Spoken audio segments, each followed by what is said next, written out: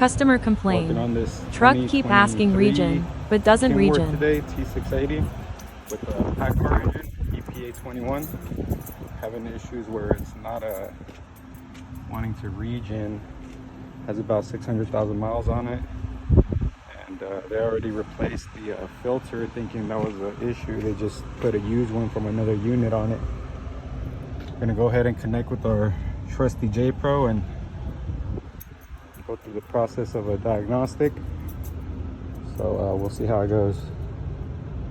Keep you guys in the loop once we're all connected.